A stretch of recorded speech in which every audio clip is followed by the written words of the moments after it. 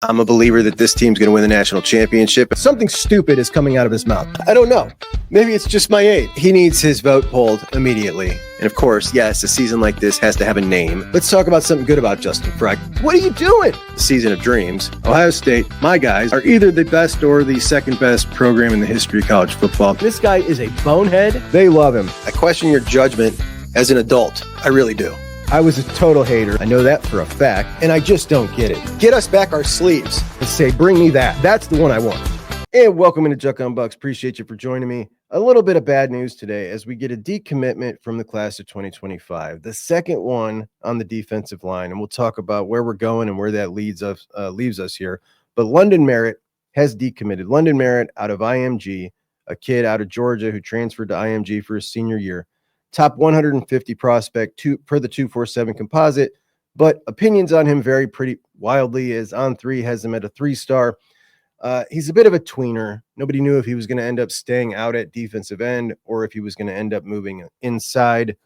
Not a great prospect or a jump off the page guy, a kid who on the camp circuit this past summer against really high level competition held his own, but didn't, blow anybody away.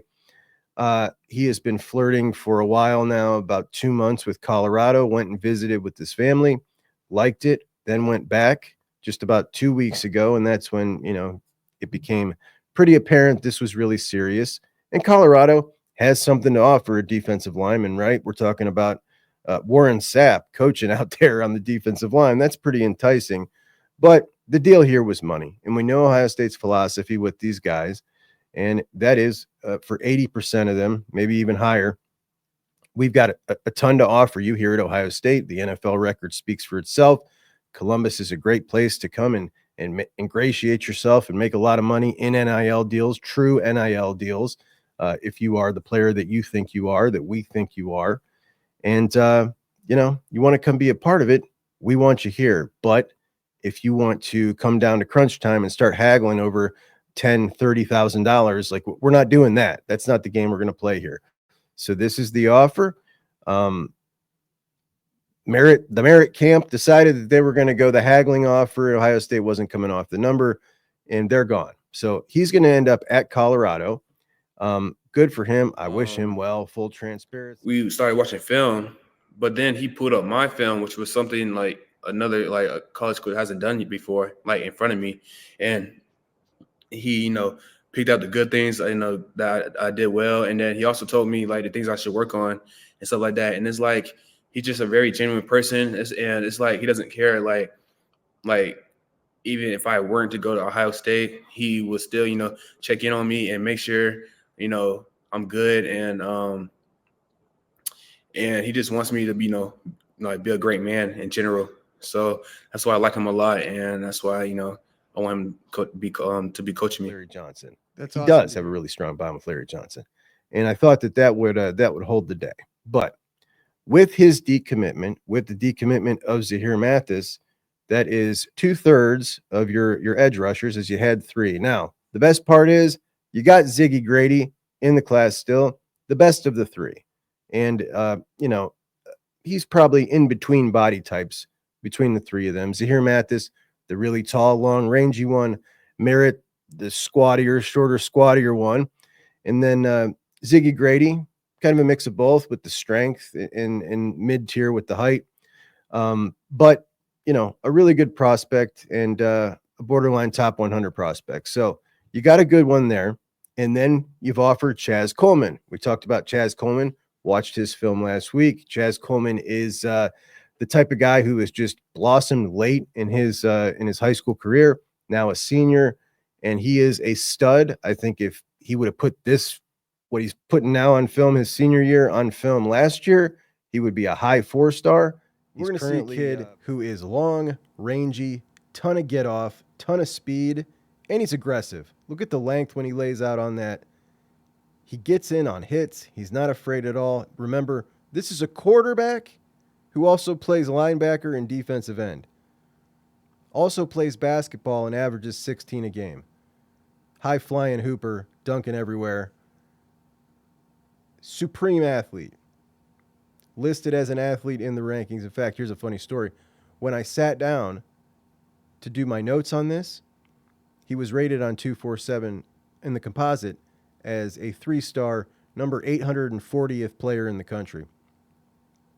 And when I pulled it up just now to take a screenshot of it for the show, he is now rated as a 4-star, number 417 in the country. So he gained 420 spots today after Ohio State offered him. He's currently, actually, he just jumped. Remember, he jumped from the 800th player in the country to the 400th player in the country after they put eyes on him. So, you know, a kid who is clearly everybody's recognizing, okay, this is not the same player that he was as a junior. He's the real deal. 6'5", tremendous athlete, committed to Penn State. Can the Buckeyes get him in the class? I think that they will end up with him in the class. And let's look at that class now. And as we go here, we'll just start at the top left. Quincy Porter, still on a bit of a flip watch with Penn State. I think maybe Florida's in the mix a little bit. They're trying, but a newly minted 5-star. And, you know, that right there can potentially up the money that he's going to command. We'll see what the Buckeyes elect to do with that. Then we go down to offensive lineman Javon McFadden, who Jordan Seaton, they refer to each other as cousins. Jordan Seaton, the starting left tackle out at Colorado, having a great freshman year, starting as a freshman. They're both from Maryland, and Colorado was one of the schools, it was Maryland, Colorado, or Ohio State when Javon chose Ohio State. They've remained in the mix, and they're trying hard. So what's going to happen with Javon McFadden? We don't know yet, but, you know, I think it looks pretty good. We'll see. Then we go down to Naeem Alford, and again, that's a coin flip, anybody's guess. We will know on signing day. My personal opinion, he doesn't end up in the class. However, then you look at Jordan Woods, who we watched his film the other day. The Buckeyes have flipped Jordan Woods from Cincinnati, and that is the 6'4" cornerback that hits like an old school middle linebacker, and I absolutely love this kid. Then they've also offered Aiden West. He's a 3-star cornerback who's committed to Michigan State, and we'll take a look at Aiden West here. Aiden West listed at 6'180". He's out of Maryland as well, and he is 1,100 in the country. So, you know, not a huge recruiting pedigree, but good size, and apparently they see enough in him to give an offer. And I'm going to go with OG Walt on the development angle more than most. So we go over to the right side, and here's where it starts to get dicey. Defensive tackle, you got Jarquez Carter, who is being pursued heavily by Miami, and they're coming in with big money. He's interested. He was at the Miami-Florida State game. However, I think that the Buckeyes are still in control of that one right there, and I do think he ends up in the class. Fingers crossed. I think he's a special player. Obviously, you lose London Merritt. You lose Zahir Mathis, but you still got Ziggy Grady. You got the offer out to Chaz Coleman, and then you got another offer out to Keyshawn Eliser. Now, Keyshawn Eliser is a dude that just got offered out of North Carolina, 6'5", 190, 3-star kid. Really needs to put some meat on his bones, right? But the type of guy who has, you would like to see a little more meat on the bones at this point, but he has that long, rangy Zahir Mathis kind of frame, and that's kind of what they're going for here in these most recent offers with Chaz Coleman and with Keyshawn Eliser, and that's great. We want a couple of those guys in the system, and what I loved about this defensive line class is you had 6 guys, and every once in a while you need one of these on the offensive and defensive line where you do some good evaluations, bring in a bunch of guys. Some of them will most likely filter out of the program, but you're going to hit on a couple of them. And I really like this class because of that. But as it currently stands today, you've got Trajan Odom out of North Carolina, 6'4", maybe 270. He's a big kid. He'll be on the inside. Maxwell Roy, I think, compares really favorably to Ty Hamilton. And then you've got Jarquez Carter, who I think you could say compares really favorably to Tyleek. And then you got Ziggy Grady on the edge. And that's Trajan Odom. He's out of North Carolina. He's about 6'4", long arm kid, really aggressive kid, plays at Weddington High School. which is the high school of Aiden Harris, the number one defensive tackle in the following class of 2026. So that's a good deal there. Maxwell Roy, he's out of St. Joe's in Philadelphia. Isaiah West teammate. He compares very favorably to Ty Hamilton, and Jarquez Carter compares pretty favorably to Ty Leak. Coincidentally, they really do to me. And then you've got Ziggy Grady on the edge, and he's going to be a physical build of someone kind of like Jack, maybe when he's full grown. So not super long and rangy, but long enough and thick as well. And that's what you've got currently in the defensive line class. You're looking for Chaz Coleman. Hopefully you can get him flipped off of Penn State. And you're going to take Eliser if he wants to come in the class as well. And then you've got TJ Alford also on flip watch. TJ Alford, the superstar linebacker out of Vero Beach, Florida. And TJ's apparently having a tough time. I saw this on his feed today. Just a kid who lost it all at 12 and is trying to regain his happiness through making plays, but adults are ruining it. And I don't want to read into that a ton other than to say, like, you can read into that a little bit. You know what I mean? You got people pushing and pulling him this way, that way, and he's going through a rough time. So that sucks. Again, one of the first guys I had on the show here. He's an awesome kid. I really, really like him.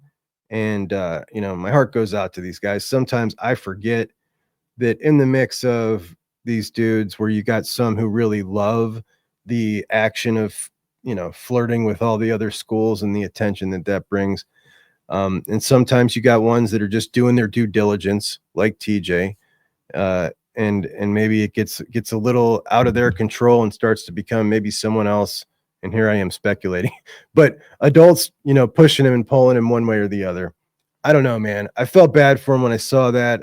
But at any rate, let's talk about the really good news. And the really good news is the Buckeyes got Brian Hartline. Now, how long that lasts, I don't know. Next year is the last year on his most recent extension. Obviously, we hope he stays forever. But I think we've been lucky to have him as long as we've had him, without him trying to go pursue the next rung up the ladder. He was the offensive coordinator in title. Now he's not that anymore. So hopefully the Bucs can keep him around. Maybe they can, maybe they can't. But he just landed the number one wide receiver in the class of 2027 in Jameer Brown.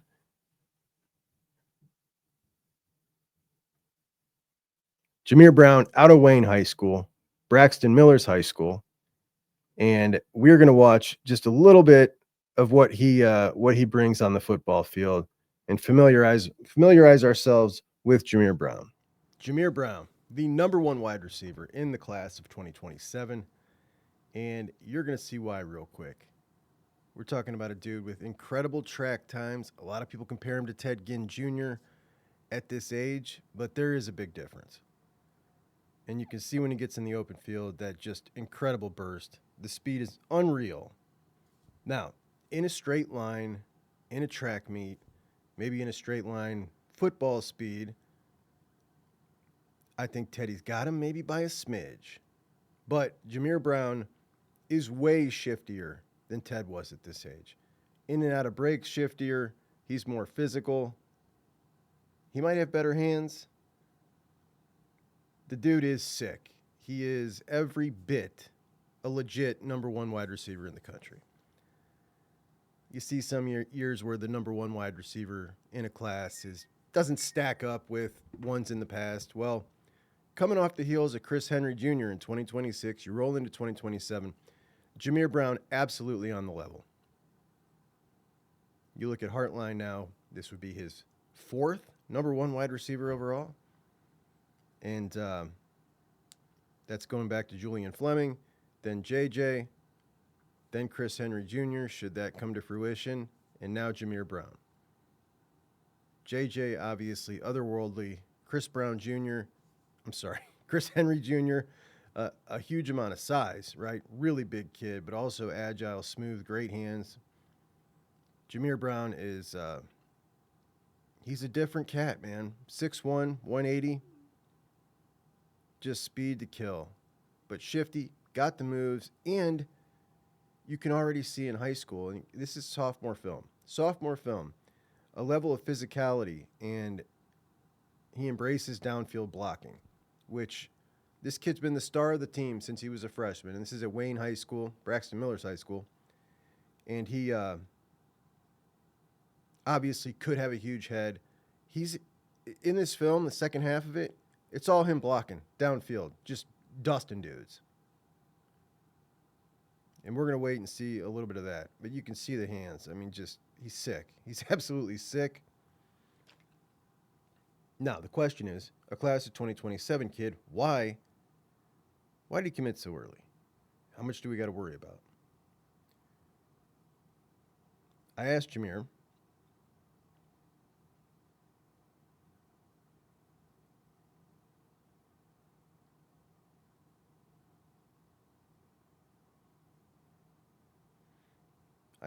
What made him decide to commit so early before visiting other schools. And I meant by that official visits, but he said that he has visited quite a few schools: Penn State, Maryland, Indiana, Notre Dame, and a few others. Some on multiple occasions. They were all nice, and they all offered something different. I just felt like Ohio State is home. They treat me like family already. Coach Kelly has come to see me at my school. Coach Hartline has even come to see me play. They genuinely care about me and my future on and off the field, and I truly appreciate that. So in my eyes, no point in beating around the bush. I know where I'm headed. No point in creating a circus behind it. What, dude? Okay, so sounds like he's 25 years old, got his priorities and his head on straight, doesn't want to create a circus, blocks downfield as we're watching right here, insane speed, a legit number one. It couldn't be more perfect. Could not be more perfect. Look at the blocking. I mean, the kid just gets it all the way down to the whistle, through the whistle. This is one to be excited about, guys. I know it's a long time out, but this is one to be excited about because I think this one sticks no matter what. Look at that. Love him. All right, so that's Jameer Brown, something to be excited about. Obviously, a very, very mature young man, which is I also want to add that he just did a drive for, it was like a Coats for Kids kind of thing, and took a picture and posted it, set up with like 12 bags full of clothes for needy folks in Thanksgiving, which he was very proud of. Shows the kind of kid he is. And like he said, his response to that question, which doesn't want to beat around the bush or cause a circus, which is just like, wow, a kid from Ohio saying that. It makes you think, obviously everybody wants to play for Heartline if they're a receiver, but if there was to be a change there, Ohio State would still be in pole position. If the worst happens there.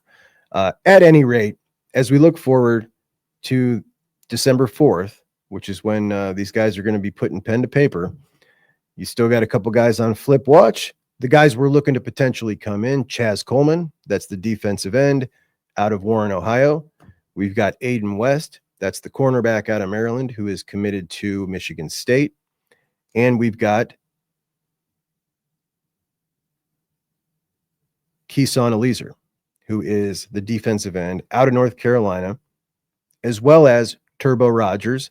And we've got Jordan Woods already in the class, really getting more and more excited about that dude as we move on. So that's what we've got today, guys. Thanks so much. Talk to you soon. Juckonbucks out. Hey, it's Juck. Juck? Who is Juck? Juckonbucks. Juckonbucks. Juckonbucks? Juck. Juckonbucks. My guy Juck. Juckonbucks. My buddy Juck. Juck is the Juck. It's Juckonbucks. Okay. Juck is junk. The Juck eyes. The Juck eyes. Juckonbucks. Junk. Juck. Not junk. Juck.